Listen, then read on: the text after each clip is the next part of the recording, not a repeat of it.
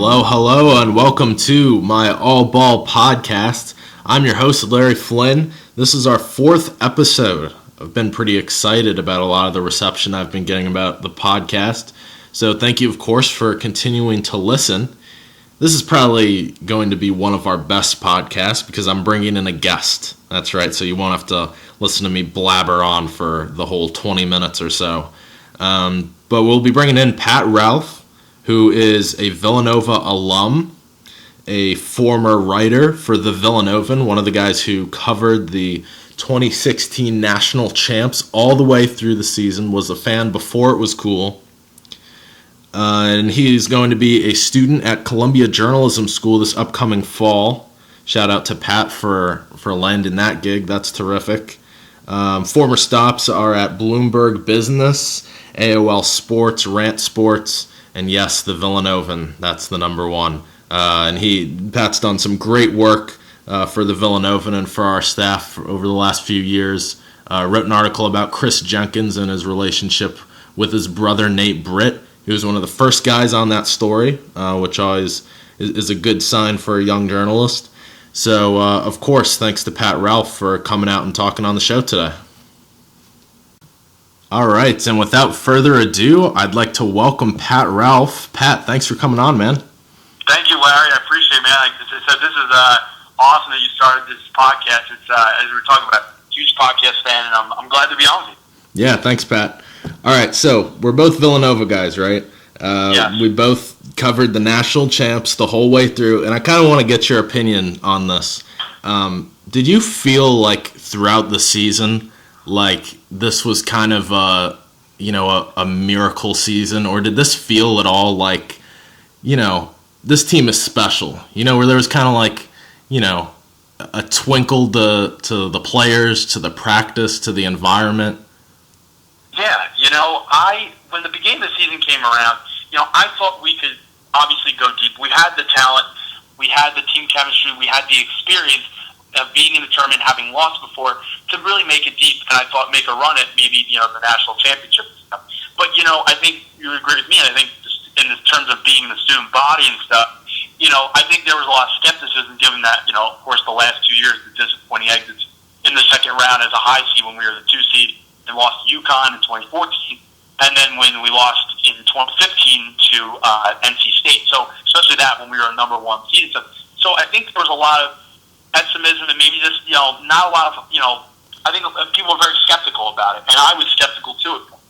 And I think that part of it was too is that we were losing Darren Hilliard. We were going to need other guys to step up and stuff. But as the season went along, and I think you'd agree with me, this team began to come together, and I think you saw a lot of steps. I really look at 2 big things here that were one. Number one, it was the mental. I mean, we knew they've had the skill physically, and we know they have the talent to play. But the thing they've lacked, I think, over the last 2 years up until this year, was that mental toughness to win. And, what you could see when they were down in games this year, like when they're losing or not playing their best, other than that Oklahoma game, they were always checked in, always fighting through. They played hard up until the final whistle and stuff. They never had like moments where they were just like, all right, we're just quit. No, lay down like dogs. I really picked up on that. Agreed. You might have picked up on it too in that Virginia game when we were on the road. That's a tough place to play down there in Charlottesville. A great team, top 5 team. That's not an easy team to play against. A very good defensive team that likes to slow it down. And even though we lost by 10, in my opinion, it was close to that because we played very well. In my opinion, we were able to go in there and play strong and play our game, even though we didn't come out on top. So I think the mental toughness was a big thing because we saw that paid off, obviously, the national championship when, as they say, crap started hitting the fan at the end, when UNC came back. The other thing I think really, in terms of on the court actually playing, was that this team was no longer a 3-point happy team.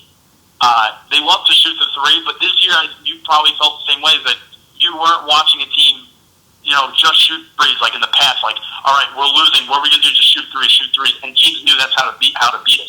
Instead, this year the offense was much more multifaceted. We were trying to get the ball inside more. I know you are big proponents. We're like, get the ball into Ochefu, start from there the offense, and go from. And they did that more as the season. And they were doing that like clockwork by the time the tournament came around. and you could see it made a difference. And this team wasn't. They didn't.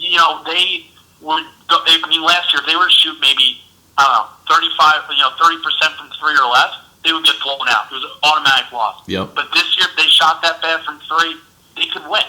And I think that goes to show that this team was just, they knew that they had to do more to win. And that's when I knew, like, through the mental toughness, and when this team began to realize, okay, we're not just going to shoot threes to win, I thought this could be, because this could happen. And everything just came together, and we just played our best basketball right at the right time of the year. And, I mean, it was just, it's incredible, like you said. Like, it was incredible being able to cover a national championship team. Absolutely. No, that was incredible. I think you bring up a lot of good points, Pat. One of them is those non-conference games towards the beginning of the season. The Oklahoma loss happens, and I think the overall consensus, and tell me if I'm wrong, but amongst Villanova fans, students, etc., was like, this team's kind of not ready, right? Yeah, exactly. Like, there were major flaws at that point, right? Yeah, I agree. And I thought Virginia was like a small stepping stone up, right? Because, you're playing against, Virginia, Oklahoma, pick your poison. They're both phenomenal. So, you play against Virginia and, you lose by 10. So it's like, okay, like baby steps, right? Like a little bit of progress. Like we're almost getting to the point where we're a Final Four kind of Elite Eight maybe team, Yep. And I think shooting threes, like I remember that Virginia game. I love Chris Jenkins, of course, and he's all our heroes.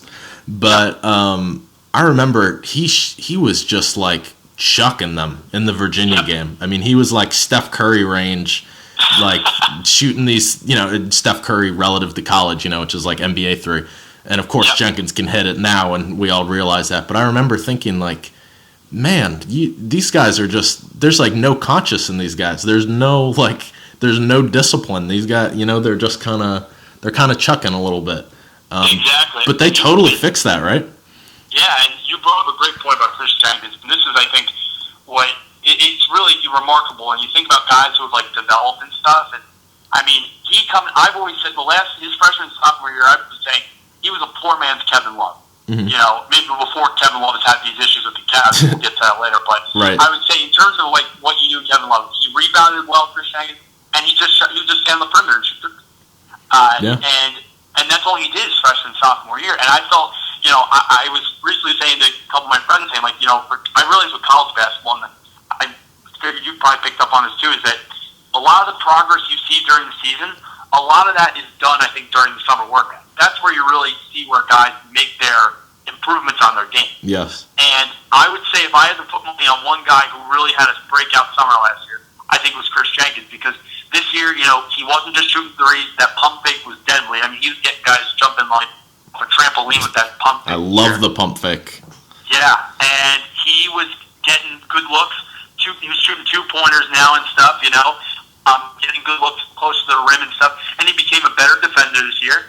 He lost weight, and now he's, along with Josh Hart, you have two go-to scorers there next year where you've got two senior leaders like that who you can depend on. And I'm sure he felt the same way. Like the development of Chris Jenkins this year was a huge part of the team's success, and maybe it was fitting that he had the ball in his hands there at the end. Absolutely. You bring up him adding to his offensive repertoire. How about like he kind of added that baseline little shake and bake, like a hybrid between a KG and a Kobe fadeaway kind of on the low block like that. I thought that was actually subtly a huge move that he made in his offense. Right, he's not just the spot up guy, or he had a nice a nice mid range game, or he could take it to the rim, but he could create for himself like in the mid range. So I definitely agree with you on that. What I think is was kind of interesting about this team is like, we were there in the dead of winter at media availability when there was us and two other people from the local papers and everything like that. And it's like, and then both of us were there, right? Right before they went off to the Final Four. Both Pat and I, talked to the team before they shipped off to Houston. And there was just like, because we've been on their practice court before, right? But there was just a mass of people before the Final Four, and I was like, where were these people in like mid-January when I had to walk from West Campus, 2 miles to go talk to these guys? Yes. But, there was no fanfare about this team at all. Like, whether that be media, whether that be fans, nationally, anything. Like, this team flew right under the radar. Right under anyone's radar. Until Chris Jenkins made that three. Yeah. And it's not it's like some people, I think, kind of play up this, like, media disrespect kind of thing, which I think, it's fair. They, at times, some did, yeah. But I think it was more just, like, oblivion, maybe, or they just purely not knowing about, not caring or not knowing about this team. Exactly. You hit a perfect point, and that's the complaint that you hear from everybody. I think you look at it, number one is, I think, and whatever we may like it or not, ESPN drives the sports dynamic, whether we like it or not. I mean, they set the standard, they set the tone. I don't blame them. And that is, people, when they go to their sports media, I'm guilty of it, that's the first person we go to, first outlet we go to, like, get our, how did the Warriors game go today or whatnot, and people go to that first. People don't go to Fox Sports, and I think that's the number one, and ESPN has no business talking about us because they're not making any money off us, right? And their primary business is to make money. And number two is probably the other reason is that your business people are still trying to get around to this new Big East. People are still trying to understand this new concept of now that new schools in like Creighton and Xavier and Butler and schools like even like DePaul and Marquette that are not your traditional Big East schools. The other five are. Mm-hmm. It's a change, and people are still trying. You don't have the Syracuses and the UConn and the Louisville and Notre Dames and the Pitts and whatever I'm missing. Even Boston College, you're missing these big classic schools. It's a big change for people, and I think because we knew, and I've been saying this, and I'm sure you picked up on this too. The NCAA has not been kind to the Big East of the tournament. They would say, okay, if you're going to get in, we're going to give you a tough matchup to start the tournament. And I think what we're seeing is people are still trying to get a feeling for this Big East. And I think now, seeing Villanova win and go through, not just win, but go through teams like Miami by 30, Iowa by almost 30. Yep. Kansas, winning against Kansas, a team that everyone was high on to win the championship. Beating an Oklahoma, who everyone thought, there's no chance of shutting down Buddy Hield. Really held them to 9 points. Right. And then we obviously took down Carolina, who everyone said, no, you're not going to beat Carolina.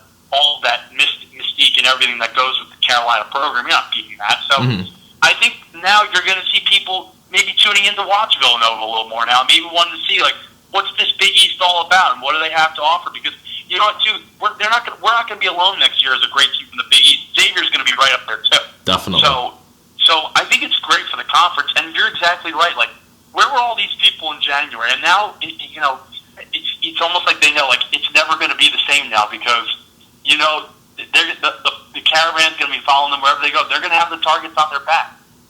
Definitely. No, I totally agree with that. I think, you talk about the road to get there. I mean, just flat out impressive. I mean, the kind of teams that we beat and the way that Villanova beat them, too. It was, against Kansas. Like, shot wasn't really working that well. Like, they got the job done. It was a no-nonsense. It's funny because, the guys are kind of told what to say by the program, of course, unless if you give them, like, perfect questions, right?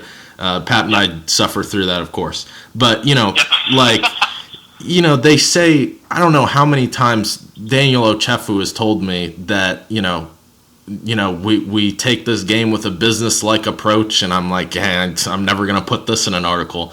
Yeah, and, like, of course, it's that, a traditional quote.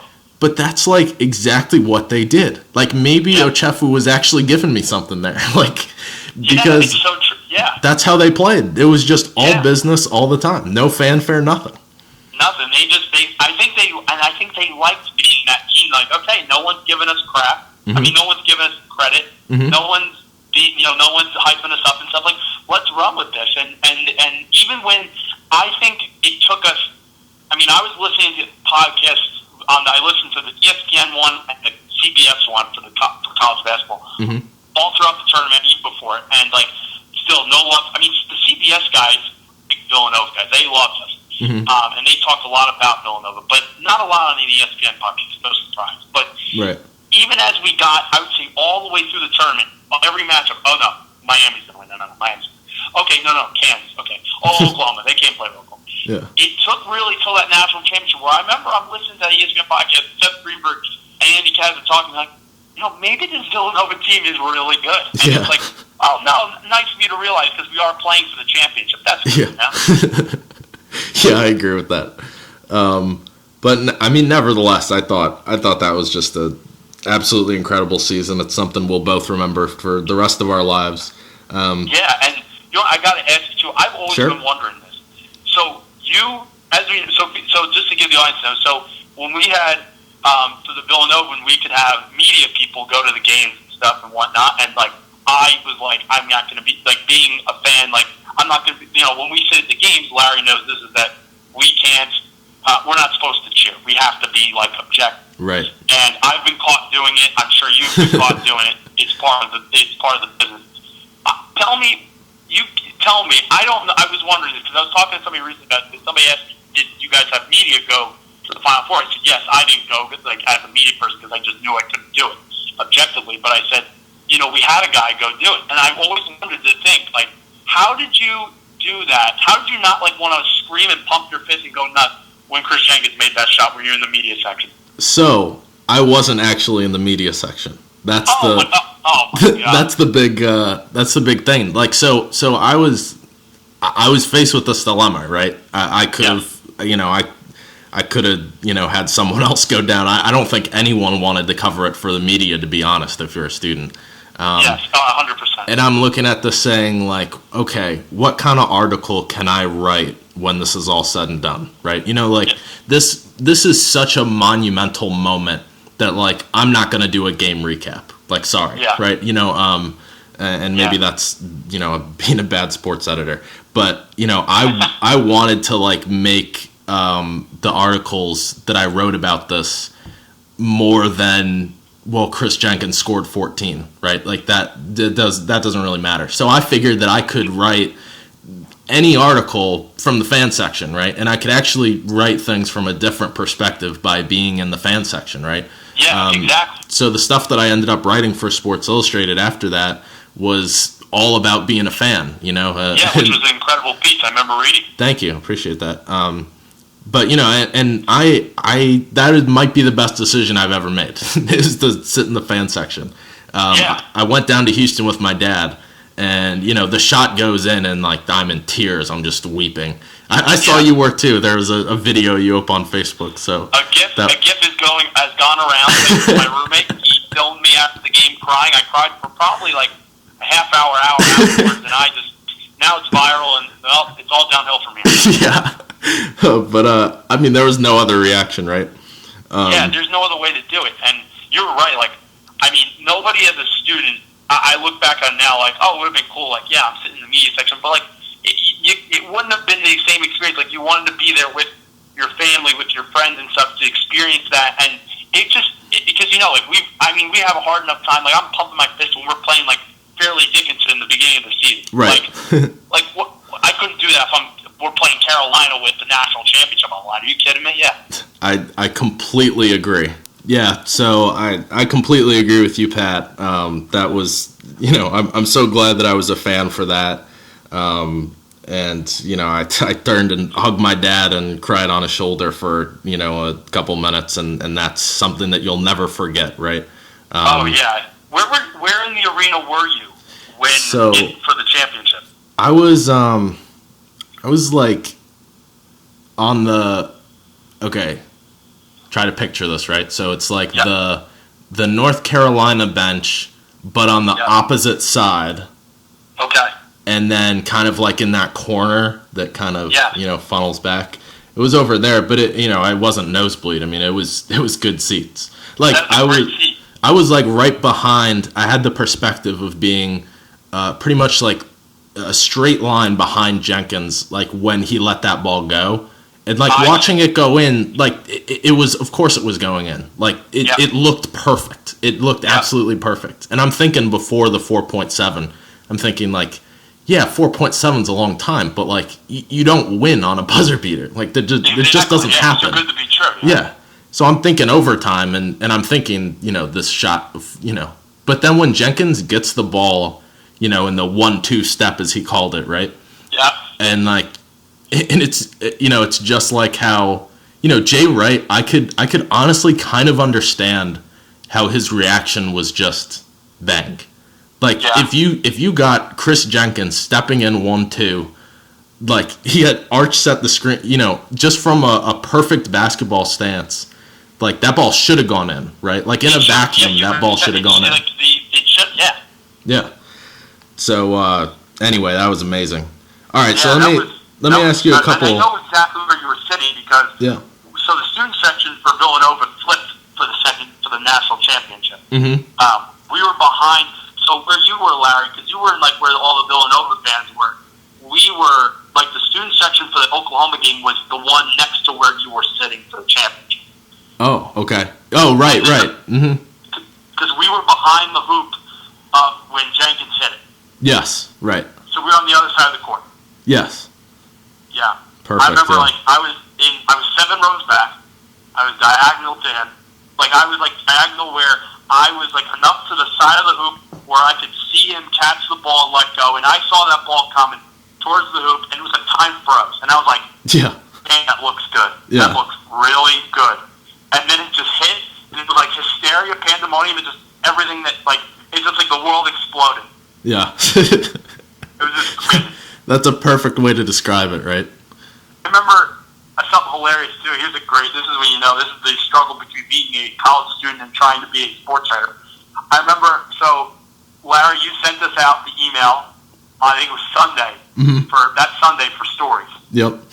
And I was like, oh, okay, cool, yeah, because I was like, I think I was in my hotel room, or I was, I don't know, out with my cousin, or whatnot. We were out doing something with my friends or whatnot. I was out doing something in Houston. And I started, I was like, okay, let me see what we got up, what you need this week. And I remember I was going to write, like, something about us winning the championship, and, like, you won the stuff by Tuesday. And I'm just thinking in my head, I'm like, okay. Like, without any thinking of, like, Chris Jenkins or, like, what would even happen or whatnot. I'm just like, okay, if we win or we lose, we're probably going to, like, be drinking hours beyond belief. I'm probably going to have to decide with the student in me right now and pick something that I can do for him that doesn't impair me from getting this done. So, okay. So I was like, oh, the Jay Wright thing. Yeah. So I did that, and even that was funny. So that night, that Sunday night, I remember we all went out, and I'm in my hotel room. It was 3:30 we get in, and I set my alarm, like, I'm getting up at 8 o'clock and writing. This is the morning of the championship. Wow. I get up at 8 o'clock. I am pretty hungover, and I sit at the little, they give you a little, like, meanwhile, there's 5 of us sleeping in one hotel room. Yikes. There's a desk. So you know how a lot of these hotel rooms, they'll give you a desk to kind of do work at and stuff if you need it?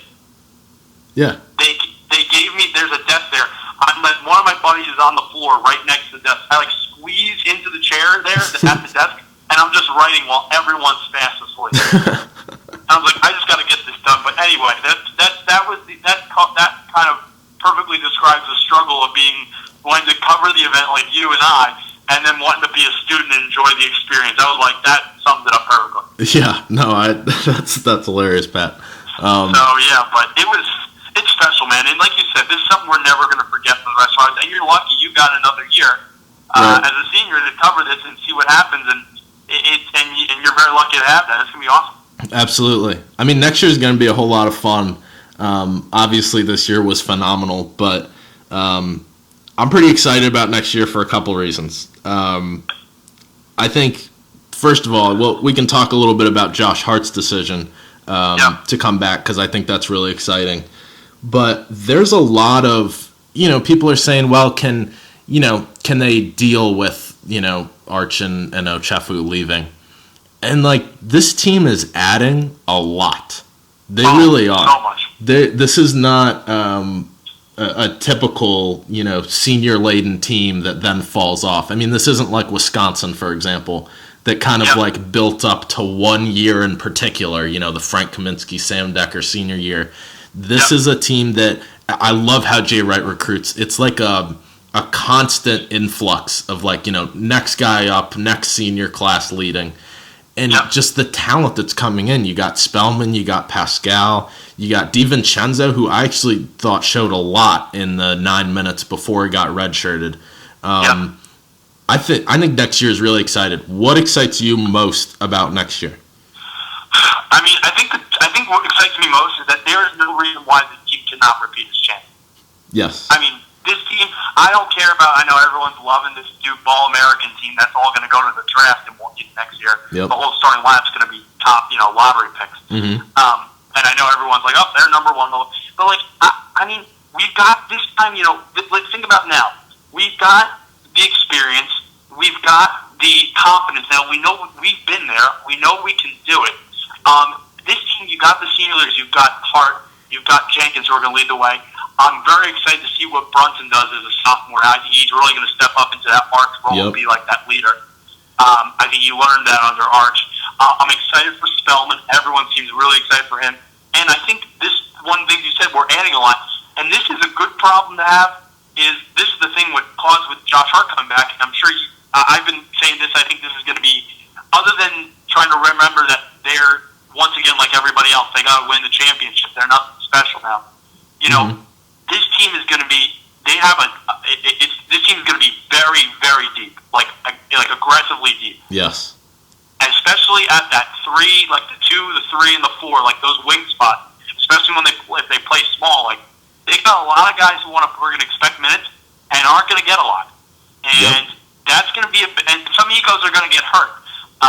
And that's going to be a big thing because it's going to. I mean, that's going to be their biggest challenge. I mean, I think everything will work out, be fine.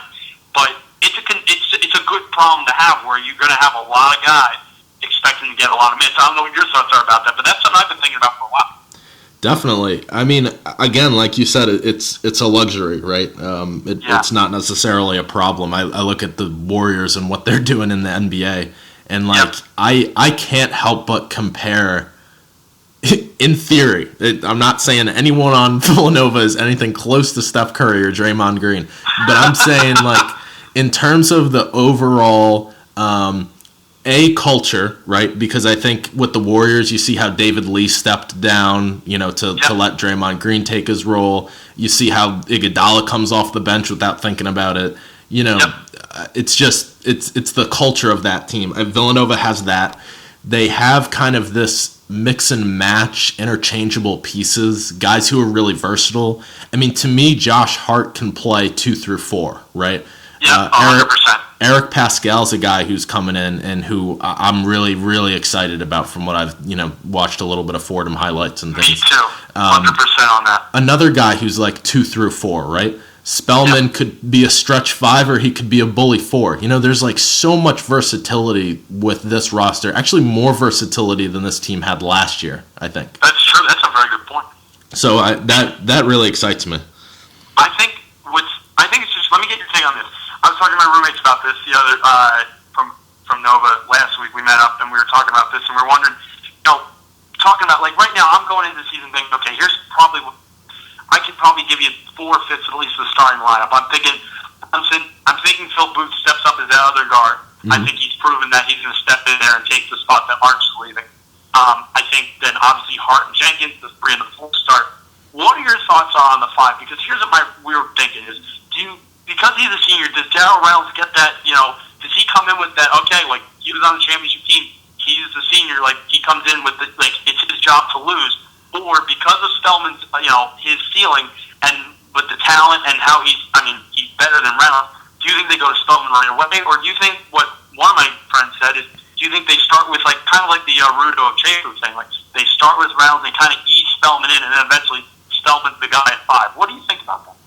Yeah, I think that's a really interesting question. I would say there's a couple things regarding that. The first is Jalen Brunson, there was a lot of question about who would take that other backcourt spot coming into last season alongside Arch, right? And everyone's saying, Jay Wright doesn't just give stuff away to freshmen. He's going to play Phil Booth, duh, right? I mean, that was kind of the response. And all of a sudden, it's like Brunson starts, and everyone's like, whoa, this kid must actually be really good. And Brunson had a great season, don't get me wrong. But, Brunson did nothing that was, like, spectacular, out of this world, amazing. I mean, he was terrific. He was solid. He has a lot of room to grow. He's going to be terrific next year.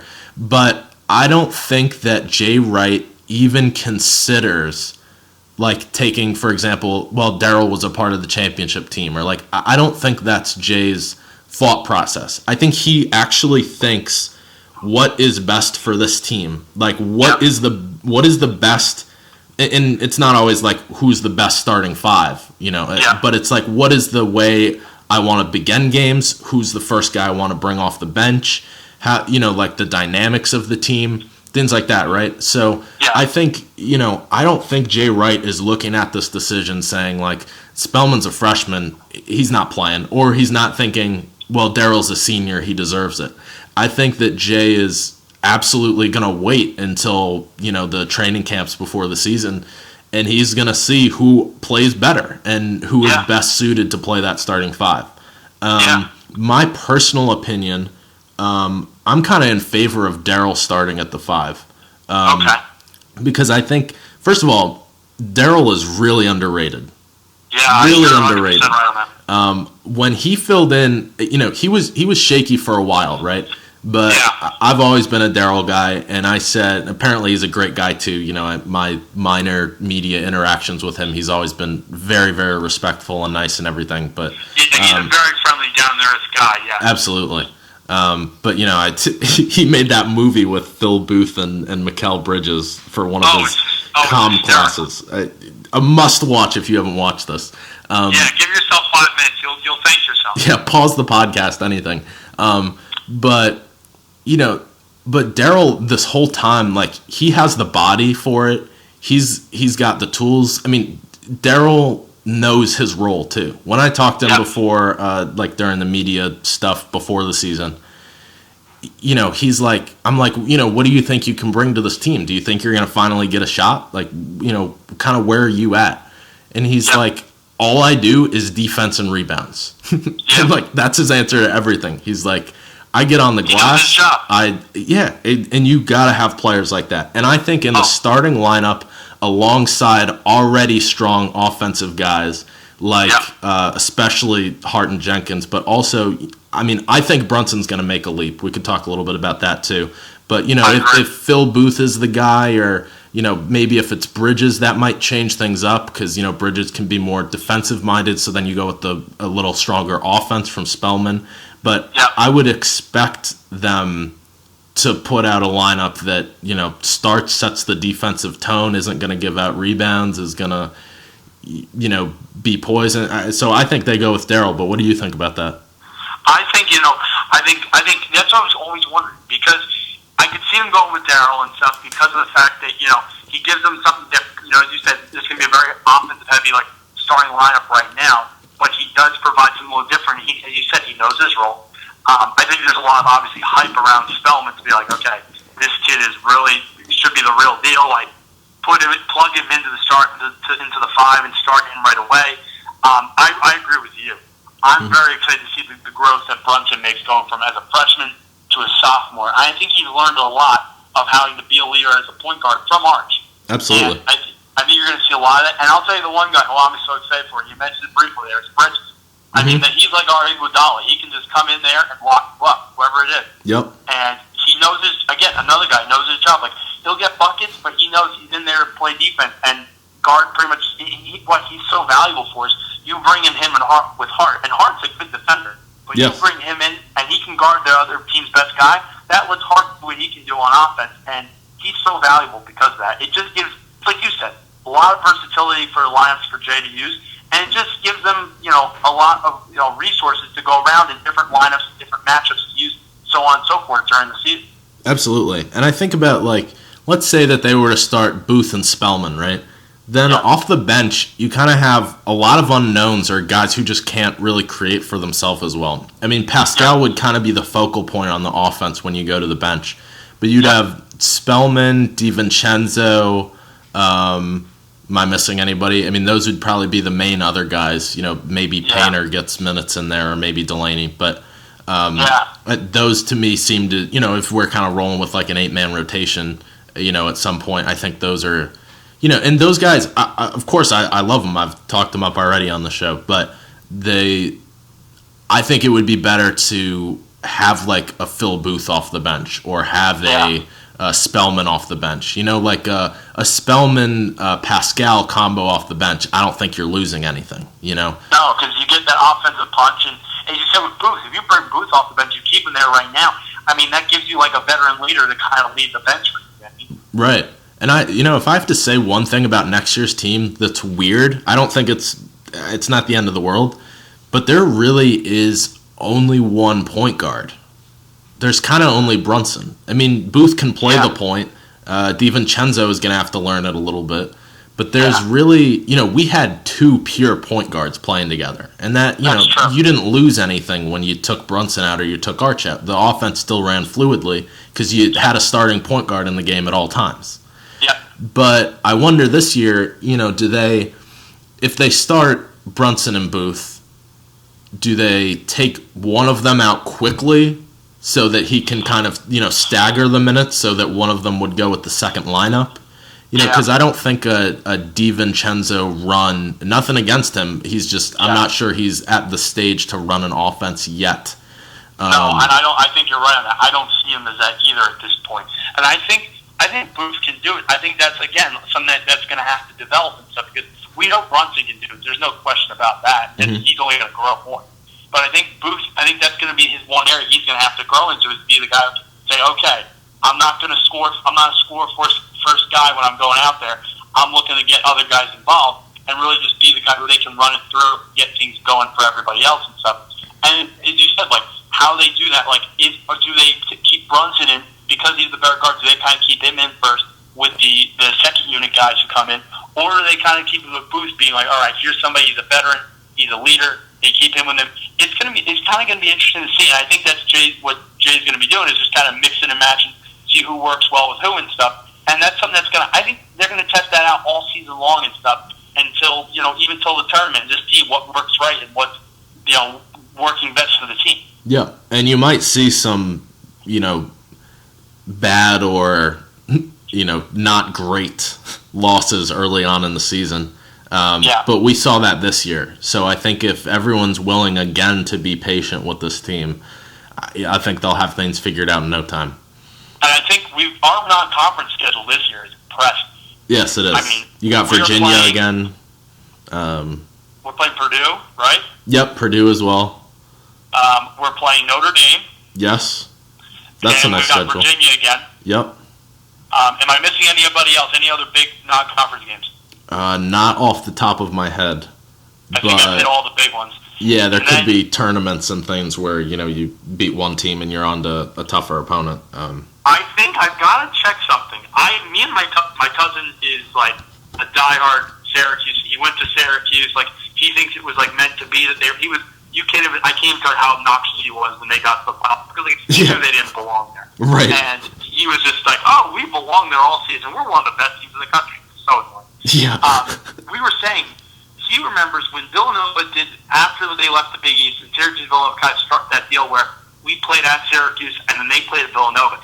He thinks somewhere in there's an agreement for a third game at a neutral site at Madison Square Garden. He thinks it's this year. That's interesting. And that would be something. It should be sooner rather than later before no one goes to Syracuse anymore. Yeah. Because that day's coming. Because then it's going to get boring. Yeah. I think, and then you add in, look at the Big East guys. Okay, this year. All right, so the 2 games against the Knicks are going to be tough games. They're going to be hard. Mm-hmm. This year, too, I think you would probably agree on this. I think the sneaky number 3 team of the Big East is going to be is Creighton. Yes.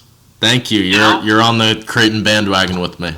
Because here's the thing. I know they have a great recruiting class coming in. Mm-hmm. They're restocking that whole program. Greg McDermott's doing a great job at that. They've got good players already there. Mm-hmm. And that's just and Greg McDermott. I'm gonna advocate for Jay any day of the week. But I'm a big fan of Greg McDermott. I'm a big fan of Creighton because this next year they haven't been great. I mean, 2 years ago, the year after Dougie McBuckets left, they stunk. I mean, they were brutal. This past year, they were better. I mean, they made a push tournament for a little bit. Mm-hmm. But he coaches them up. I mean, they play so hard. Yes. And even though they were not a great team these last 2 years, like, going into Creighton, going into that arena is never a guaranteed win. I mean, no game in the Big East is guaranteed, but especially when you got to go into Creighton, oh, come on. Like, they've got a great fan base.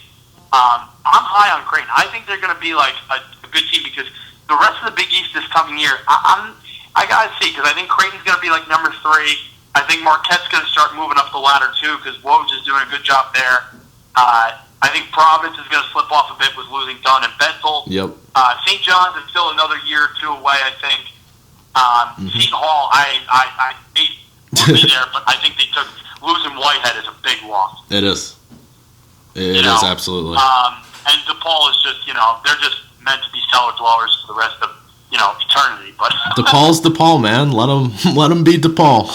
Yeah, and Butler, I can't forget about Butler. They'll be up there, I think, top half too. Yeah. I think overall. I think really it's, go ahead. Oh yeah, I would say I think it's just us, Xavier, Creighton are really going to distinguish themselves as like the top 3, and I think Marquette's going to make a push at 4. I'm excited to see what the progress Woj does this year at Marquette. No, definitely. I think I agree with you on the top 3. Okay. And I've said for a long time I think Greg McDermott is third best coach. I mean, it's hard to. I mean, Jay Wright obviously, but it's hard to put Chris Mack anywhere below number 2. But man, if that wasn't Chris Mack, Greg McDermott would be the third best coach in this conference. 100% agree. Yeah. 100%. So yeah, I mean, Creighton's exciting. Marcus Foster, he was the Big 12 Player of the Year, I think. At Kansas State, right? Right, like 2 years ago, Yeah. and they're adding him to a backcourt that already has Mo Watson, one of my favorite players. Yeah, so I just think, man, they're going to be fun. I think the Big East will be really fun. The spots outside of those top 3 are wide open, the way I see it. I agree. And I'm actually pretty excited about St. John's. I think they kind of they put up a lot of tough, close fights. I love Chris Mullen. You gotta love him. I covered a St. John's game just so that I could see Chris Mullen in the post game press conference. Like, there's no other reason to cover a St. John's game, right, against Villanova. Yeah, because they were just brutal this past year. Yeah, but man, I mean, and I think he's bringing in a lot of talented young guards. He hasn't quite struck gold yet with a Raul Alkins type of guy, even though they were pursuing him for a while. But I think St. John's is they're kind of an interesting team to me. I think they're really athletic. They're really tough.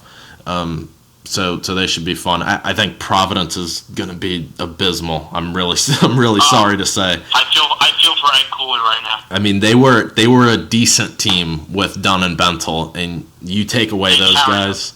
I mean, by the way, Ben Bentel is the sleeper in this draft. I hope everyone understands that. The dude can flat out play. I mean, he's the epitome of. Be a stretch. Yeah, he's like a stretch 4 kind of, but he's so tough he could play he is the closest thing I've seen to Draymond Green since Draymond Green. And maybe I'm crazy, but I think that's interesting. It's very interesting. Hot take. It's getting hot in here. We got Ben Bentel, the next Draymond. There we go. Oh, I didn't say that exactly. I said he's the closest thing.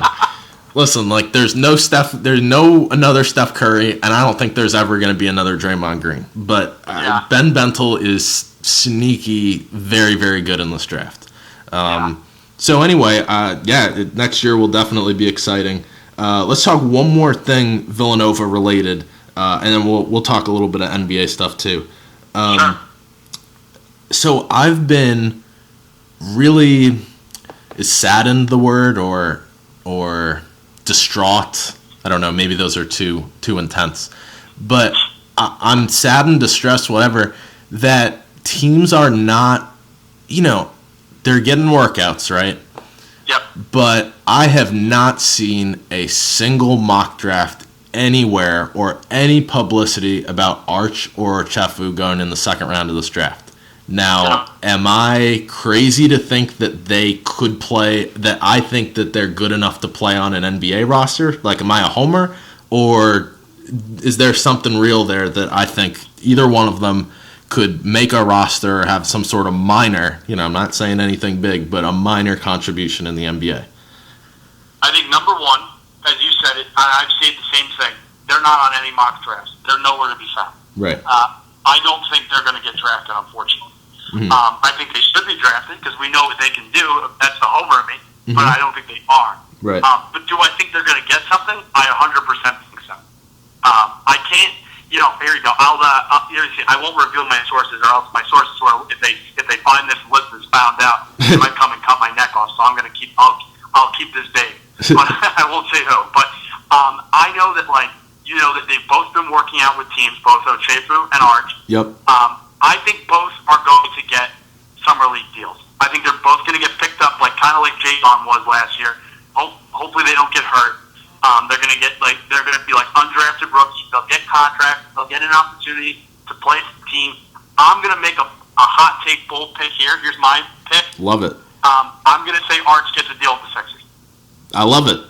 I think it's meant to be. He's a local kid. I mean, it's a big deal.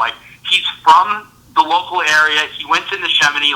Kids in the area look up to him. They adore him. And I know, my cousins, I have cousins who live in Bucks County, and when they were younger, they played against Arch, and they knew of Arch because he was the kid that killed everybody in basketball, and they went to the same gym as him and stuff. And they see him, and, it's a big deal. Everybody knows who Arch is in that area. And, think about for the Sixers. This is a franchise that is, they have redefined the word struggle. Mm-hmm. You would not only bring in a kid from the local area, but this is a kid who also played at Villanova, mm-hmm. won a national championship, and you bring him in. And think about this. I remember I was watching a couple Sixers games this past year, and they were giving serious minutes to T.J. McConnell, the point guard. Yeah. So are you going to tell me that T.J. McConnell is that much better than Ryan Arcidiacono? No. So I think he will. And he has a deal, a sponsorship with a Land Rover dealership. I did not know that. He drives a brand new Land Rover now, Arch. Good for him, man. Good for him. He's going to be on commercials now for some local Land Rover dealerships, so keep your eyes open for them. That's awesome. I can't wait to see that. So think about it. It's just meant to be. It'll be perfect for the Sixers, and I think I think Arch will definitely get some. I think Ochefu will too, and I think they're going to find their ways because they're both guys that work hard. They know what they've got to do. I think teams are going to find out that these guys are the real deal, and they could be really nice fits on an NBA team. I completely agree. You stole my hot take for the show, so Is it going to be Arch to the Sixers? Yeah. All right. I'll give So you gave your explanation. I completely agree with him being a Philly kid. On the basketball court too, though, I'll argue that the Sixers should use him. There's a couple things. First of all, the Hinkie era is done. So they're not. I never told you. What? I don't know if you read my story on the Sixers draft pick thing. I wrote something on it. Do you I know don't think so. I saw Hinkie in the Acme in Bryn Mawr? No. Oh, dude, it's the funniest thing. I'm walking with one of my roommates. We went to buy groceries one day, and this wimpy little dude comes walking. Because he's a small little guy. Yeah. And he comes walking out with his kid, and I'm like, damn, this guy looks so familiar. I'm like, Ted, do you recognize this guy? He's like, no, I don't know. No. He doesn't really follow the NBA that close. He's like, no, I don't know. And this guy's car is parked next to us where we work. And I'm watching him walk. I'm like, fuck, that's definitely Sam Hinkie. I'm like, it's him. It looked exactly like him, and it was him. And I was like, holy shit, what are the chances? And he's just this small, kind of a wimpy little guy. And it's what you'd exactly expect of Sam Hinkie. Oh my gosh. That's wonderful. So there's your Sam Hinkie story of the day. If I were to see Sam Hinkie, I don't know, would I introduce myself? What would I say to him? What happens when you encounter Sam Hinkie in real life? I was part of me wanted to. I was like, okay, this guy's with this kid. He definitely gets a ton of shit when he goes out places because people probably laugh at him and they probably make process jokes and so on and so forth. So, this guy probably, his life sucked at this point. And this was right before he quit when the Colangelos came. Yeah. So this was, it was good I didn't go up and say anything. But I know what you mean. It's like, what do I say to Sam Hinkie? I think part of me was like laughing because it's like, Sam Hinkie. You know? Right. So it was, yeah. But you're right. Like the Hinkie year is over. Like they could use Arch. Their backcourt sucks. Yes. So I think you mentioned the Colangelos too. Like they're basketball people, right? So Hinkie brought a business mentality to the Sixers. Correct. I don't think Hinkie, I mean, you mentioned his stature and his appearance. I don't think Hinkie played basketball. I have no sources on this, so don't quote me. He's from the Del More school. I mean, he's analytics, Yeah, he's like a pure math kind of guy, right? I think the Colangelos understand that there's more to basketball than math, right? Yeah, exactly. And that's why, the Warriors didn't just sign a bunch of shooters and they added guys like Livingston and Iguodala and, I mean, there's leadership things that go beyond that. And I think... What's that? And Festus, my boy. Yeah, love Festus. Spates is my boy, personally. Yeah, Mo Buckets. You gotta love him. Mo Buckets. The favorite player on the team. I should get a jersey. But, so, yeah, I see the Colangelos as wanting to build a different culture in Philly, right? Uh-huh. And they need a point guard. Yep. They need a culture guy, right? Yes. And I could see Arch turning into, just like his friends, Henry, Pat, Kev, and being that kind of guy who, I don't know if he's going to see the court really, but the kind of guy who pushes people in practice, who just makes people work hard, who's going to, try to defend Ben Simmons or maybe Brendan Ingram, but it seems like they're going Simmons. Like he's going to give it his all when he's got a switch on him. He just seems like the perfect culture and like change of the guard addition for the Sixers. I look at the Thunder, for example. A lot of those guys, when they started to get competitive, they would talk about Kevin Ollie, right? And he was on that team. I think Durant's second year and Westbrook's first year or something. And when they played against the Lakers, their first year in the playoffs, right? Yes, I think so. Yeah, that might have been that team. That might have been Harden was there too. I don't remember exactly, but he overlapped when those guys were really young. And I remember there was a SI or ESPN or something piece where they were like they gave all the props to Kevin Ollie, right? And I mean, Kevin Ollie had a great career, but by the end there, he was contributing nothing on the court. But he was a pure veteran kind of guy. And obviously Ollie's a great guy, a great coach now. But I look at, Arch isn't exactly the Kevin Ollie or like the Sixers tried to do last year by bringing back Elton Brand. He's not exactly the seasoned vet like that, but I think he's just a pure culture addition. I really like it. I think it could happen. I think you're exactly right, and that's what you're right. They need that. Like the Sixers, they've been the last. What is this? 4 years now? It's been whatever. 3 or 4 years have just been awful with losing, and it's just losing, and it's not fun anymore. Like people don't want to go to games, and there's no reason to go. Like if people see Arches on the roster, that's going to get a few fans up, but he's just going to push these guys, and he's super competitive. We know that in him from his days. The day one he showed up to Villanova, he's going to want to compete. He wants to win. He's going to play hard. And this could get people excited, and like you never know, he could develop into just being a nice player. He doesn't have to be a star, but like, and as you said, even if it's just a guy who just drives these guys nuts in practice, like that's all they need. And like you never know, he could be just a good player off the bench who can just fill a role and kind of be a backup point guard, or maybe even a star when it comes to the Sixers. Yeah, right. For that matter, I could be a star on the Sixers. Any of us could be a point guard on the Sixers right now. I think they might be having open trials. They should, right? They need anything they can get. Seriously. All right, so, hey, good talk about Villanova basketball. Love it. We're both really excited about the future, and we'll always remember the past. So, lots of good stuff. Well, anytime and all the time we talk Villanova basketball, Absolutely. All right, so let's talk a little bit of NBA. We won't keep going for too long, but Pat is a Knicks guy. So talk about going from, like, the greatest thing in the world is Villanova, like, I feel so great about, to literally the opposite end of the spectrum, which almost as bad as the Sixers, and that is the New York Knicks. Yeah, you're right. Man, I'm a downer. I'm so sorry to all the listeners. We need like a deep breath with that transition. Yeah. It's like, whew, okay. Let me take a minute. Let me get my tissues right before I start crying about how painful it's been. Yeah, I'll get mine too. I'm a Celtics fan. I don't need tissues. Yeah, you're fine. How about this? Can you give us a few draft picks, please? You have too many. I think there should be a rule. I think right now, honestly, it should be a crime what you did to the Brooklyn Nets. I mean, he should be facing jail time. Danny Ainge just absolutely robbed them. I can't believe the justice system. It's just so corrupt in this country. Oh, unbelievable. Just rewarding the Celtics again. It never fails, Unbelievable. Well, anyway, so the Knicks.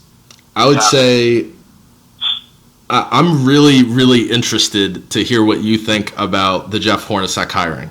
I think, I'm not going to spill the beans on myself, but I guess I would ask too, is that, kind of what mentality did Phil and other ownership have when making that move?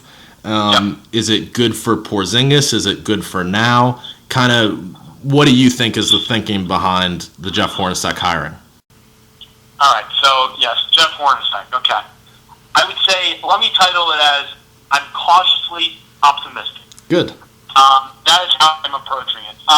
Let me say this. I wrote something on my blog about it, and I kind of dove into it, and I read some stuff, and I went into it and looked at it and said, okay, here's what brings me to cautiously optimistic. Number one, I took an interesting take on it, and I think this is, one of my criticisms about Phil Jackson as a president, and even especially now with the Knicks, is I think his biggest weakness as a coach and as an executive has been his unwillingness to update the triangle to today's NBA standards. The triangle is a great system. It won him 11 rings. I understand why he has an ego and why he continues to believe in using it. It's a very good system. It requires discipline, requires focus, a lot of movement around the ball. And stuff. It's a very complex system to learn and understand. And understandably so, because none of the Knicks know how to play.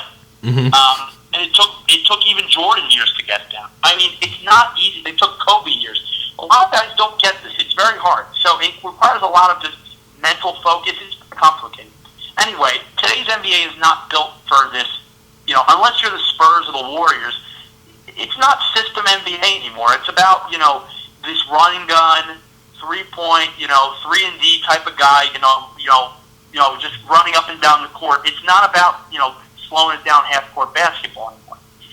And I took this hire as actually a weird way of, I looked at it and said, okay, Phil's been spawned by a couple good people. He really wanted Kerr to come in and coach the Knicks when he got hired as the president. Kerr said no, and it was made the decision of a lifetime. He's with Golden State. Kerr's on his way to becoming maybe one of the best coaches of all time. Then we have Derek Fisher comes in instead, and the Derek Fisher experiment was a disaster. And then obviously Kurt Rambis only made it worse when he filled in the interim. So anything other than Kurt Rambis was fine with the Knicks, and fans like me. Mm-hmm. But I think Phil, he looked at and then this year he wanted Luke Walton. That was his top choice. And Luke said no, and obviously Luke's going to the Lakers, and Walton's in a lot better situation right now because they're getting a draft pick, a top pick, either mm-hmm. Ingram or Simmons, and the Knicks have nothing. So I think what Phil did, in my opinion, I think he may have went reverse. Instead of expecting Kerr and Walton to come to him, I think he looked at what they've done as coaches and trying to apply that. Where, Kerr has tried to, I talked about this in my piece, is that, you see a lot of principles of the triangle when you watch the Warriors. A lot mm-hmm. of ball movement, cutting, passing, a lot of stuff you see. But it's not the only offense you see in there.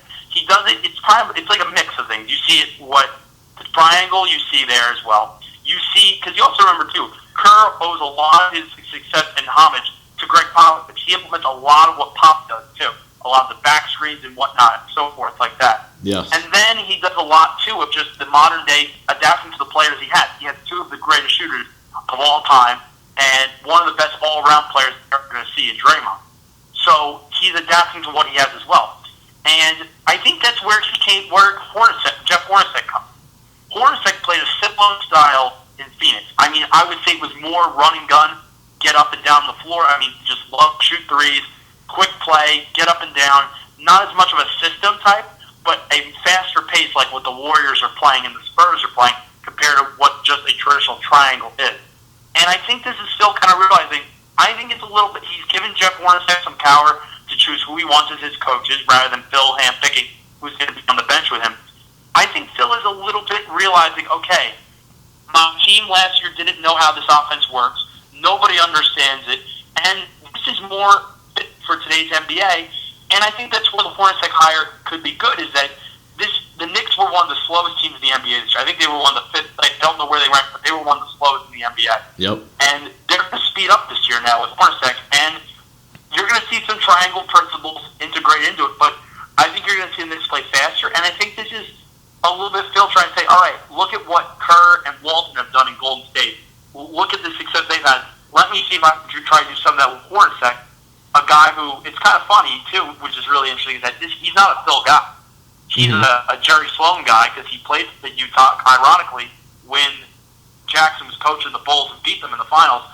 I think that's what, I don't know, I thought that was an interesting take on it that I had. It was like, maybe this is Phil finally realizing, I have to update the triangle. That's kind of my thinking, you know? Yeah. Oh, I think that's a great point. A couple of comments I'll have about all that. It's really funny. I was watching the flu game on ESPN Classic not too long ago. Oh, there we go. That's a classic. Oh, that's great. And, you got I just thought it was hilarious to see Phil Jackson, of course, is on one sideline, right?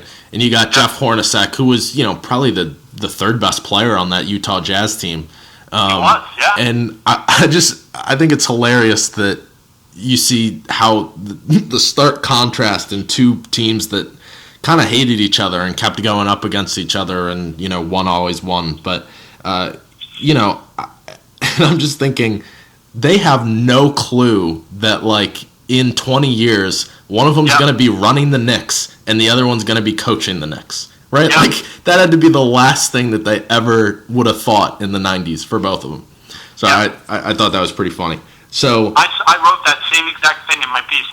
20 years ago at this point, you had the Bulls and the Jazz faced off in back-to-back finals. Yeah. And Hornacek was a big role player in those two series, and he played very well and stuff. Obviously, Chicago won both times; those were 5 and 6. But still, though, that was their first encounter. And I read this that Phil, one of the reasons why he brought in Hornacek is because he respected him so much as a player, and obviously had the utmost respect for Jerry Sloan, having coached against him at the championship level 2 years in a row. Right. Yeah. So I think that's all pretty fun. I'm really excited about it. I agree with it from kind of the Phil Jackson stance. I look at it as a move toward the future, and yes, in terms of their style and everything, but I can't help but just feel that the Melo era is just really on its way out. I mean, it's Porzingis time, right? And it's about time that they start planning for Porzingis as, say the Mavericks built around Dirk. I'm not willing to say Porzingis is Dirk yet, but they need to start shaping their roster that way, right? And I think the first way to do that is to not hire Kurt Rambis. I mean, anyone but Kurt Rambis could do a good job in making an exciting offense about Kristaps, but I think Hornacek gets no credit for what he did in Phoenix. He was that team. I remember because I used to rank the teams and write about them on blogs and stuff, and I ranked the Suns. I thought they would be the worst team in the NBA that year, and they were the 9 seed. Right? That was what, 3 or 4 years ago. That was 3. It was 2013, 2014, one of the two. Yeah. Okay. 2013. Yeah. Right. No, 2014. That's what it was. 2014. Okay. So I thought. I mean, that absolutely blindsided me. That came out of nowhere. I think that Hornacek, if it weren't for Markieff Morris, would still be coaching in Phoenix. Yeah. I think that was really a toxic environment, a toxic locker room, and yes, maybe Hornacek could have been a better leader of that locker room, but I can't help but feel that a big chunk of that was on, Markieff and I think it was Archie Goodwin got in a fight in the middle of the locker room, and then they add Tyson Chandler but don't get Aldridge, so it's kind of what's the direction. I think he was kind of handed a bad slate in Phoenix. And I think he's actually a phenomenal coach that I think if you commit to him, which we'll see if the Knicks do that, but if they commit to him for the next 3+ years, I think he can really make some improvements with the pieces that they already have even. You know, and you bring up a great point. There's a couple of comments on that. Number one is he lost. You're right. He did lose the locker room in Phoenix. I mean, he had a 40 or 49 win team that year when you picked them to finish last and they were the 9th seed. Mm-hmm. They missed the playoffs because obviously you can't win, the West. You have to win 50 games to get in the playoffs. Mm-hmm. He had a team that won 48, 49 games. He finished, I think, second or third in Coach of the Year voting that year. Yep.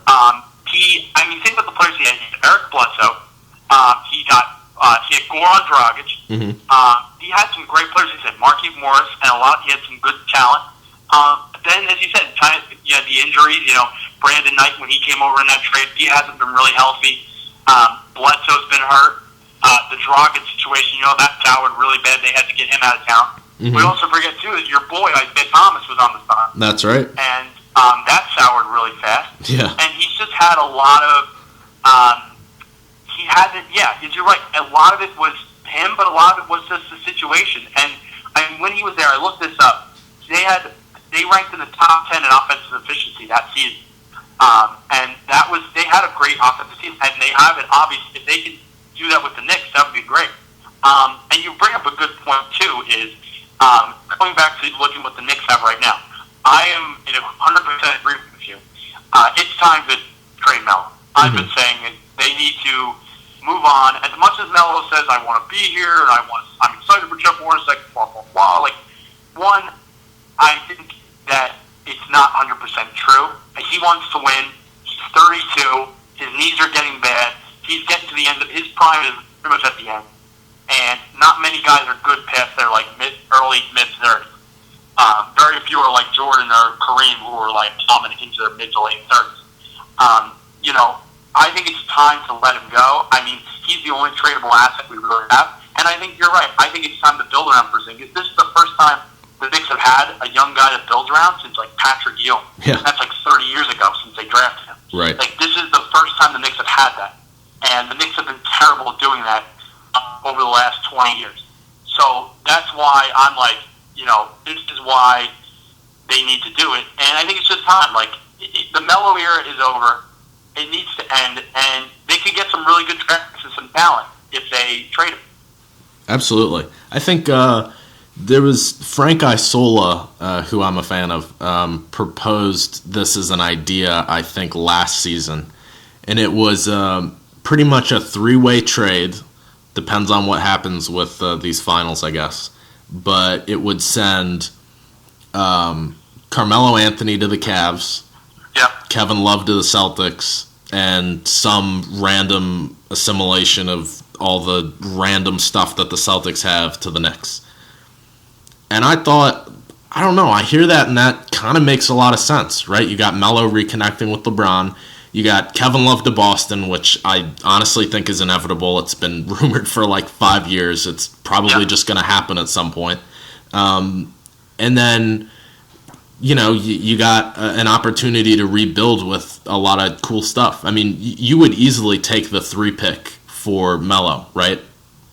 In the gist, right? Yes. I mean, all the Celtics would have to do is, a cap filler of Amir Johnson and Jerebko or something like that.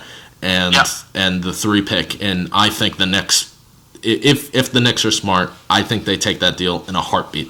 I think that kind of works for all sides, right? I mean, the Celtics, what are they going to do? Draft Bender or Chris and wait 5 years for them to be good? I just don't think it really fits with the timetable. So and you're not giving up that much for Kevin Love. He's certainly hasn't been great in these playoffs, but. You're giving up 1 pick and 2 guys who, they're not long-term pieces. And, you get an impact player, you make a step closer to the top of the Eastern Conference. I think it makes sense for all sides. I agree, and I think that's what the Knicks need. They need draft picks. They've got to stop trying to build and, because they're not going to get any stars. Nobody wants to come play in New York anymore. They don't have to because they can get the money elsewhere. Yeah. And they need to start building as a young core and go from there.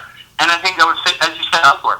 obviously we know Carmelo wants to be with his boy in Cleveland. We all know that. And the King wants to play with him too, so that would work.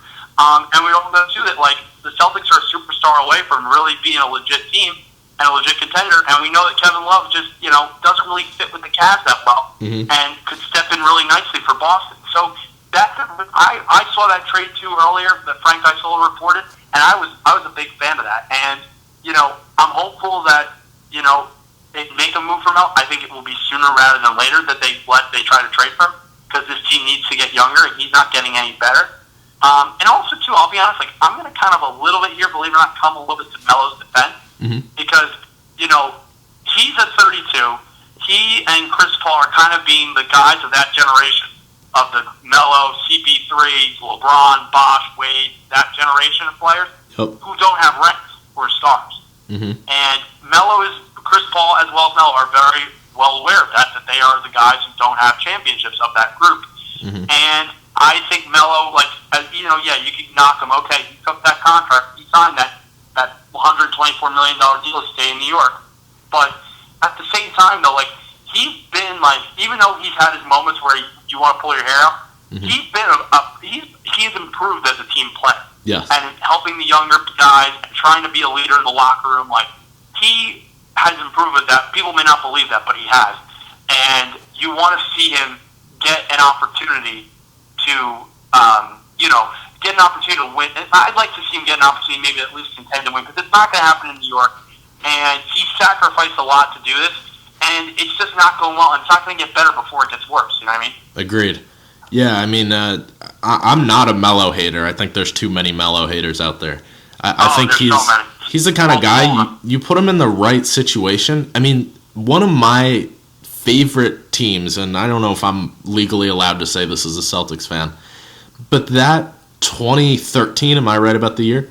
That Knicks team, 2013, you're right. That team was so much fun. And Melo, that Melo was it was funny because this was the year where LeBron probably should have been the unanimous MVP, and my guy Gary Washburn from the Boston Globe voted for Melo for MVP so that LeBron wouldn't be the unanimous MVP. There we go. I love it. So, kudos to Boston for helping out New York. Yeah, helping out New York for once. That's go great. Figure, right? I thought Melo was, if I was voting in that ballot, he would have been 2 that year in my MVP voting. He was absolutely phenomenal. He was the alpha dog of a top team. That team was just so much fun to watch. I mean, don't get me started about Rasheed Wallace with his month-long resurrection of his career. That was just it was incredible, unbelievable. They were so much fun. Because all they did was they shot threes, and people don't realize the thing that team had. Not only was Melo having fun, you had a great year out of J.R. Smith. Shumpert was healthy and played great. Yep. But the thing that really stood out for that team was the veteran leadership. I mean, you had Jason Kidd, Rasheed Wallace, and Marcus Camby in that locker room, and they set the tone. Yeah. And the year after, they were gone. Yes. And it collapsed right after that. And people point to that as the impact those three had as the elder statesmen of the group. Yeah. A veteran leadership cannot mean enough. I mean, I think in 15 years when we're writing when Karl Towns is giving his Hall of Fame speech, he's going to talk about KG, his first, 2-3 seasons in the league, just pushing him to the limit. I mean, that kind of stuff doesn't have, it's not going to show up in the stat sheet, but it's just huge to building a culture and building an organization. So I thought, the Knicks had that, they did. And then you replace the leadership of the guys you were talking about with, Bargnani, and it's like, oh man, you could just tell. The thing, Melo that's his big criticism. People don't say, he's not a leader. You know what I mean? He's not a leader in that. He's not your LeBron. He's not at that level in terms of it. But he has developed and improved as a leader with the guys in the locker room, and he has tried to, be more of a team player. And I think that's where I'm coming to the point where I'm like, okay, this guy has sacrificed a lot to try to make his team good and win. There's only so much more he can do. I like to see at least this guy get a chance to maybe win at some point. And as I said, it's good for the franchise because he's not getting any better. He's only going to get older. His knees are going to get worse. And it's good for the franchise if they go out and get some younger pieces and get some draft picks so that they they can build for the future around Porzingis. Definitely. Yeah. I think the only thing about Melo that's really interesting is I remember, and I don't know if this is Porzingis just saying it, but he seems like a pretty genuine guy to me. But he was talking about how Carmelo Anthony helped him actually because it kind of took the spotlight away from him sometimes, right? Yeah. Any negative press is not going to go to Porzingis. I mean, the city loves him, right? So the bad press can go to Melo. He can be the scapegoat. He can be the Kevin Love of what he's going through with the Cavs right now. And I see there as being some value to that. At least, and I'm not saying keep Melo around until he's has no knees left, but I think it's underrated actually how Melo has been able to help Porzingis thus far. Yes, and I think that's the thing. Porzingis has said please don't go, please don't ask for a trade. He's been a big mentor to Porzingis and really helping because he knows that he's going to be the guy someday in New York. He's going to be the face of the franchise, and he knows he sees the star potential. I mean, he knows I'm going to take this guy under my wing and kind of show him what it's like to be a star, not only in the NBA but be a star in the city of New York, which is a hard task on its own. Right, and I love, as a small side note, Porzingis' attitude. I mean, the guy they say, oh, European, whatever. I mean, it's not about whether you're European or not. It's about your mentality, right? I mean, Bargnani was a bad player not because he was European, because he was soft. He's mentally soft. Porzingis, he could be from anywhere in the world. He could be from Antarctica, and he would be a phenomenal basketball player because his head is absolutely on straight. He's not going to let this New York media or anything bother him at all. So shout out to Porzingis because he's awesome. Oh, yeah, he's a great team player. I would admit, as every other Knicks fan was, when they picked him, I was like, oh, fuck. Yeah. Why did we pick this guy? I mean, hey, it ended up being a good call. They made a good pick with it. But, it was a great move by Phil.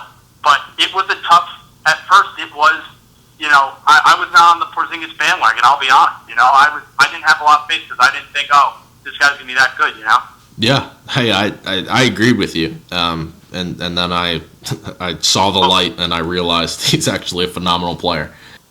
Okay, so I was looking at something too. So I was looking at the Knicks roster and what could be happening next year. So as of right now, who could come back? We've got Melo making $24.5 million next year. Mm-hmm. Just brutal. Good old Robin Lopez making $13 million next year. Just a terrible contract. Pretty much set top in the Knicks' hands. You can't move him at all. Nope. Aflalo as a player option, he's not coming back, he's already said. Aflalo still thinks he can start in the league and be a high, big-time two-guard. We're like, okay. I don't think so. Calderon's coming back.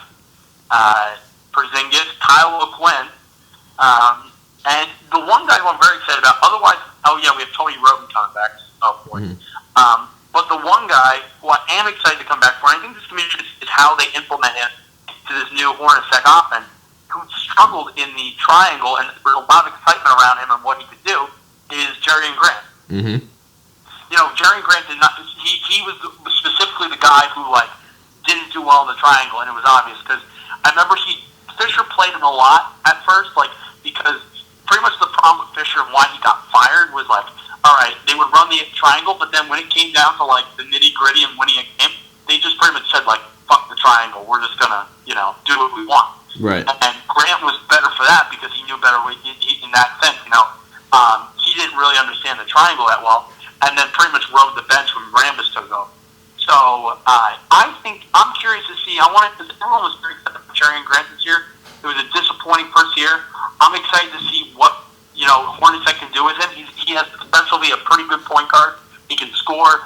I'm excited to see what can happen with him, but there's a lot of open spots in that roster. I don't expect them. I know you had a thing we were talking about maybe as free agent.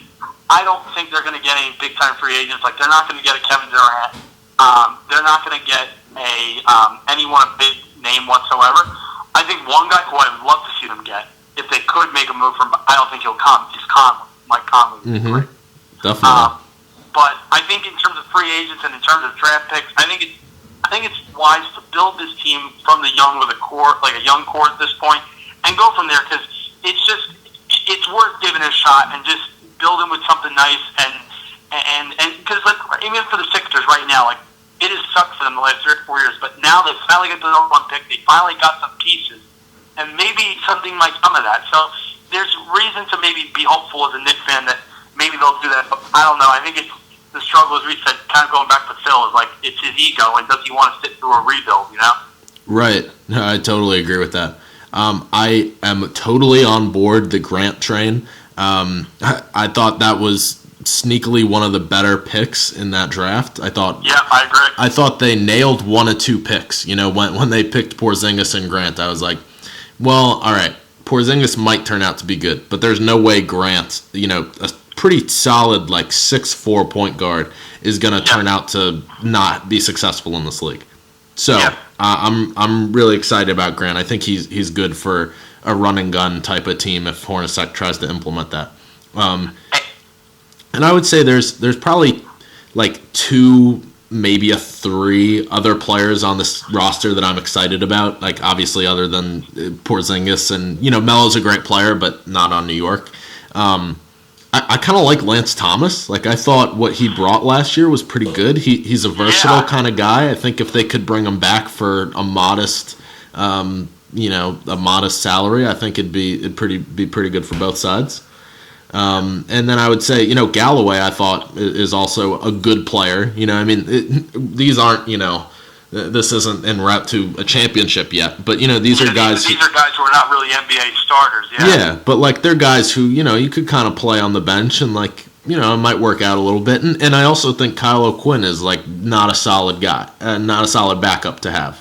So I think those 3 guys really off the bench, you can get them for good money to bring them back. I'd say bring those guys back. But other than that, I think you know you got it right. It's Porzingis, it's Grant.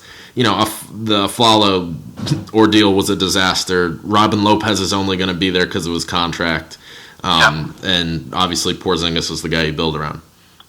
I think the one thing, and this is my concern as a Knicks fan. I think a lot of Knicks fans echo this. And I think this is a concern with Hornacek, and just a concern in general, is, you know, it's been really, we're in 2016 now, it's been pretty much 15 years since the Knicks have had a defensive identity. Mm-hmm. You know, they had, so Woodson, when they were in that season, the team you loved, that year you liked too. And I'll throw this back at you, the 08 Celtics team was one of my favorite teams to watch. Awesome. So I show the love too for the C's. I think about this, you know, so Woodson was a defensive-minded coach.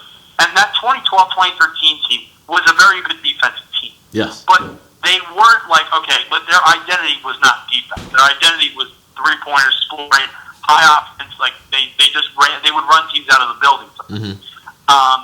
They haven't had, and obviously when D'Antoni was there, they never learned how to, like, play, like, defense at all. Right. They haven't had a defensive identity since Van Gundy was the coach, and Van Gundy's been gone for 15 years. And you look at a lot of the coaches that they were looking at, like, Tips, like, defensive identity. Vogel, defensive identity. Like, that's why I was like, I really would like if they hired one of those guys. But obviously, like, Tibbs wanted front office, you know, responsibilities, and Phil's not going to give that up. And obviously, Vogel got a pretty good deal in Orlando, so he wasn't going to come to New York and have to deal with Phil and stuff because he wants to kind of do his own thing. But I think the one concern I have is, you know, in Phoenix, Hornacek's teams never finished in the top half of the league in defense. They got worse each year, and this year they actually finished. They had the 3rd worst defensive efficiency in the league. Wow. They were very poor defensively, and that's what concerns me because they've had a lot of offensive coaches. They've had D'Antoni. They've had Larry Brown. I mean, they've had all these guys who could so-called do it, but they haven't gotten it done. And that's what concerns me because, you know, those teams, those Knicks teams that I grew up watching, those teams in the 90s and very, very early 2000s, they were grinded out, knock them out, punch you out teams. And, you know, the great Knicks teams were all built on defense. All the championship teams. Look at the Warriors, defense. The Spurs, even the Heat, those couple of years, defense. The Celtics, I mean, Tibbs was the defensive guy for them. Like, right. You know, that's the one thing I am concerned about is I think defensively this team is going to struggle still, and I think that's where I'm cautious is that this is where they're not quite a playoff team yet because they're not. Well, maybe they could be because it's the Eastern Conference, so they could sneak into the playoffs. Mm-hmm. But in terms of being a contender, that's the thing. They're not quite there yet, and that's the big concern I have is can they get it done on the defensive end? And you can understand, like, I mean, they just don't play defense. So that's my one thing is what concerns me. Yeah, no, I definitely feel that sentiment. I think what's really interesting is, you know, the league back in the 90s and stuff, and, you know, even the mid-2000s and things, there were a lot of very talented individual defensive players. But if you look at the last, let's see, 2 champions, and you could maybe consider the Heat in this category, and you would also consider the 2011 Dallas Mavericks, there aren't always elite individual defenders. I mean, there's a couple of them here, but it's about like a system of defense, right? Yes. So to me, what might be even more alarming than about that is that it doesn't really matter who you give to Hornacek. They might not be good defensively at all ever. You know, like, because if you don't have a system in place defensively, multiple rotations, help, switching with versatility, you know, if that's not in place, then you're not going to be good defensively. It doesn't matter if you go out and get Iggy or you go out and get, you know, Sean Marion was a great guy on the 2011 Mavs team. So I think that is pretty interesting. It is. It's so true. It's exactly right. It's system defense, and that's what has won. That's why you look at, like, the Celtics in 08, great defensive team. Like, you look at the Heat, like, obviously you'll get all the attention, the big three, but what made that team so good is because when they locked you up on defense, they were the best team in the league.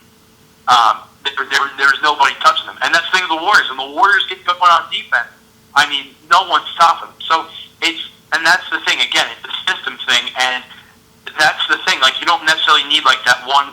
You made a great point. Like, you had those teams that have, like, the great shot blocker or the great, like, one defensive guy who was, like, a standout and made the highlight plays and stuff.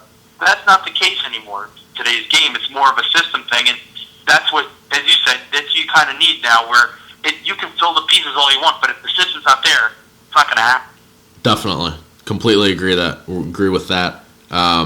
This is how we're going to segue then, because a great system team defensively, the Golden State Warriors. My opinion. Really? I couldn't tell. I mean, they only won like 73 games. I mean, they're okay. Do you watch basketball, man, or like?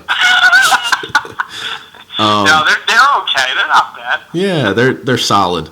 No, I mean, but that exactly kind of, I think they're the quintessential team that way. You know, Curry in a vacuum isn't a phenomenal defender, but, you know, like, he makes it work with effort, and, you know, they're good about, like, when they switch with Curry and stuff like that. He tries to get back into plays that, you know, they'll switch to get Draymond onto the bigger guy if Curry's on him, you know, if they're quick enough about it. So, anyway. Their rotations are perfect. Absolutely. So, we got, you know, maybe a couple more minutes left here. Let's talk about the NBA Finals.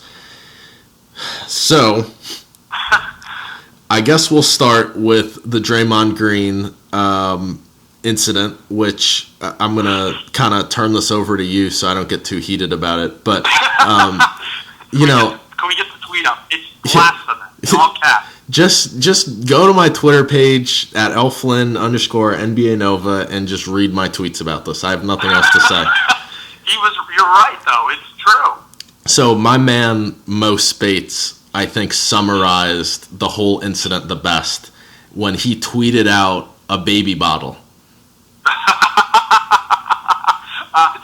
It's like the equivalent to the picture that Paul Pierce tweeted out, the rocket. Yep. Except when Paul Pierce didn't realize that there's an emoji for it, but actually took a picture and put it on there. Oh my God! Legendary. Technology people, Twitter. Yeah. Basketball Twitter. There's nothing like it. There's nothing in the world like it. So, you know, this Draymond Green incident happens. From your tweets, I think we're probably on the same page with this. But you know. So let's not go there. Let's talk about what impact that it's.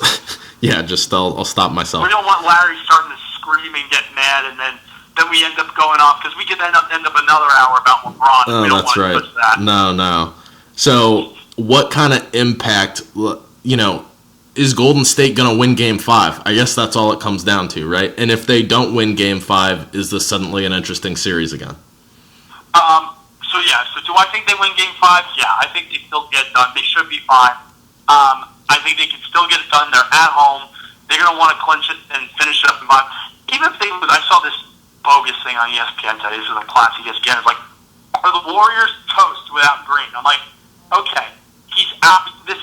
He's out for one game, so they'd be up still 3-2, going to play a road game where they just won, and they still get a Game 7 at home where he'd be playing. No, they're not toast. Even if they lost tomorrow night, I think they're still going to win the series. I don't think they're going to lose tomorrow night because it's just, I think this is the thing with Draymond.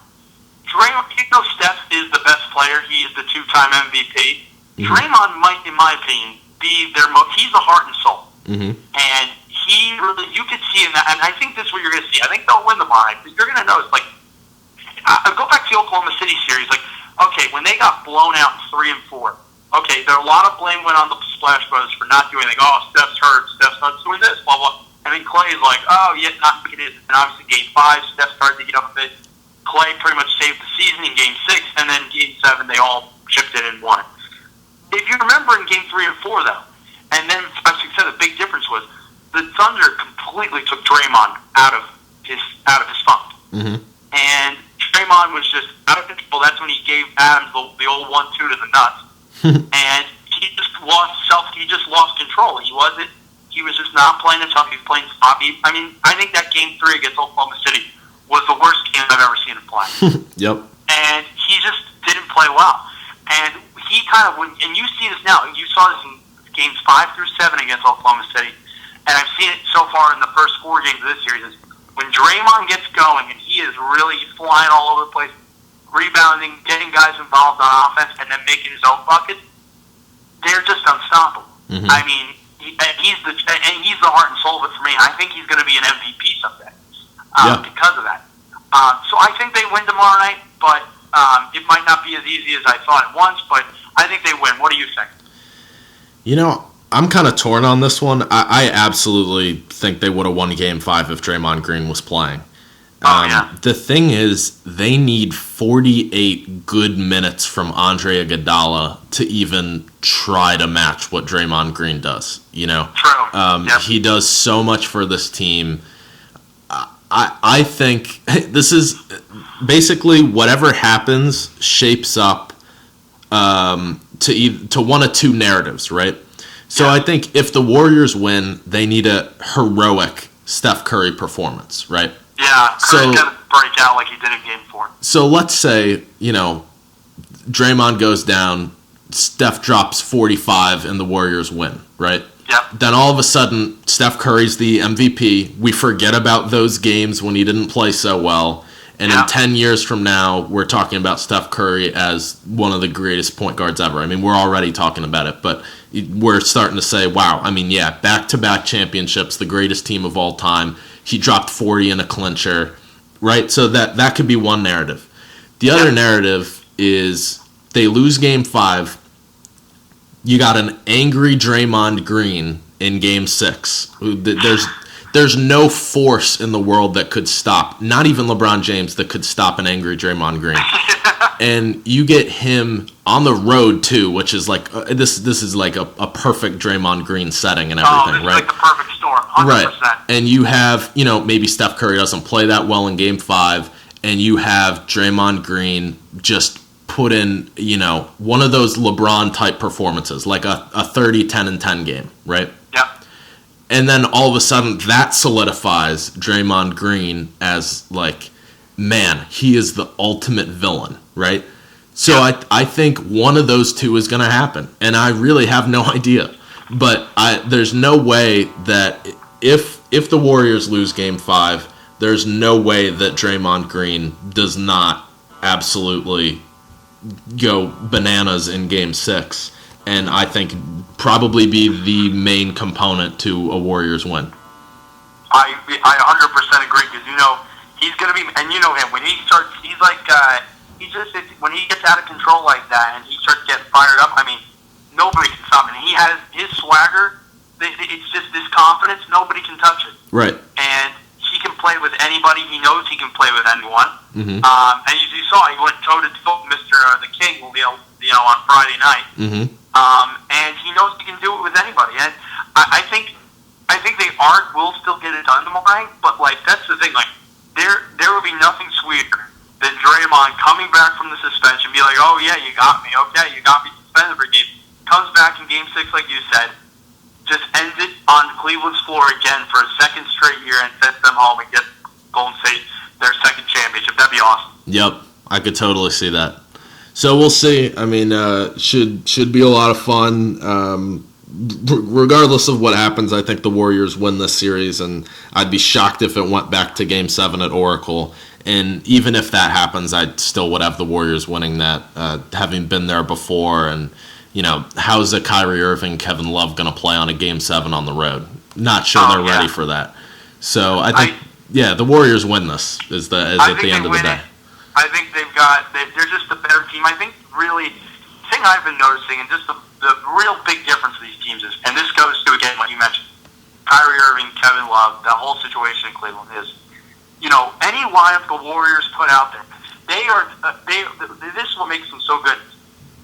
They don't have to sacrifice one side of the ball to get the other side of the ball, but one end of the floor to do well, to get the other end of the floor to do better. That both, any lineup they put out there can score and can defend. Yes. Their best lineup but the great thing is when they put that death lineup in there, they pretty much tie Curry, and then you've got 4 great defenders out there with Draymond, Clay, Iguodala, and Barnes, and even if you put Livingston out there too. Right. They got, Bogut is a great defender.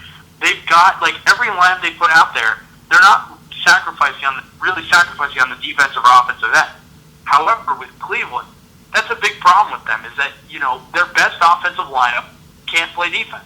You've got Kyrie, who literally only plays defense if he makes 10 shots in the first quarter. And then he tries to be like the kid. He's like the classic AAU kid. The classic AAU kid. Because he just shoots and doesn't play defense. Yep. He's like James Harden level in that sense. He makes Curry look like a great defender. Right. Number 2, Kevin Love. Love hasn't been bad, but it's more that it's not as much that Love can't defend as it is Love just doesn't fit on the floor with LeBron. Right. Which everyone seems to be in consensus about. Yes. And then J.R. Smith, who, had one good defensive spurt against DeMar DeRozan in the conference finals, and otherwise is just, he can't play defense unless there's a couple spurs on the side of the court. Yep. So he's, he needs, and then you go to the best defensive lineup, and that's when you bring in Delly, and Delly can't do anything on offense. And they pretty much just defer to LeBron, and LeBron's got to do it all by himself. And that Cleveland or any of LeBron's teams don't win when he just has to do it all alone.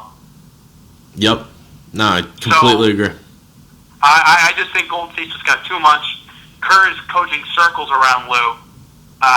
It's just not even close. And it's going to be interesting to see because I think there's 2 interesting things going forward with this. Number 1, and this can be a future conversation, but with off-season stuff, number 1, I don't get the whole Golden State flirtation with Kevin Durant.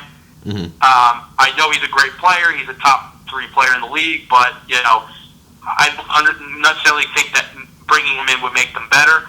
But the big thing really coming out of this series is, especially if they lose 5 tomorrow night, I think we're going to see some change, another interesting, but a lot of changes, not just small changes, but big changes in Cleveland. Yeah, I completely agree. Well, LeBron's not going to accept it, Yeah, absolutely. Well, on that note, I say we wrap it up. We can definitely have more conversations when the off season rolls around and stuff. But thanks, of course, for being on, Pat. It was a whole lot of fun talking with you.